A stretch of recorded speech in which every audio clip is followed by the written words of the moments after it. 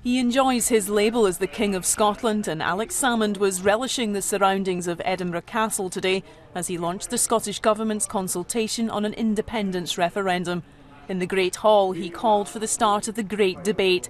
We see the opportunity to build a Scotland at ease with itself as a prosperous European society, which styles itself not on the might of its weaponry, but on the compassion of its social services, which offers friendship and cooperation to its near neighbours and across the European continent and beyond. That is the Scotland which we seek.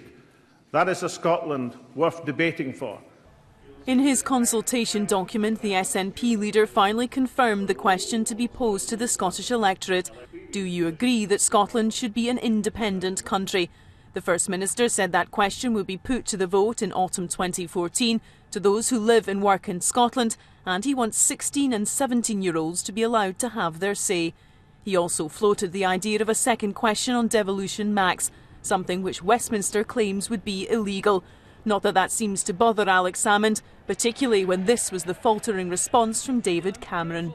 When I hear the Scottish nationalists who are so keen to leave the United Kingdom, yet so anxious about having a referendum, perhaps they should remember Burns's words, which he referred to: the wee, sleek-it, cowering, timorous beastie, oh, what a panic's in thy breastie.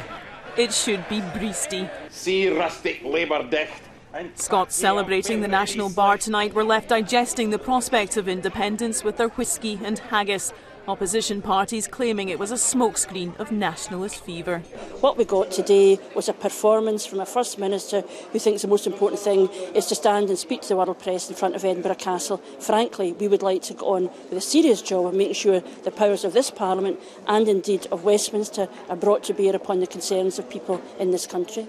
The SNP claim this 80-page consultation document brings them a step closer to independence. The Nationalists at the moment seemingly in complete control of this debate. If the breakup of Britain is to be avoided, then in the next 2 years the Unionists must find their voice. Debi Edward, ITV News at Edinburgh Castle.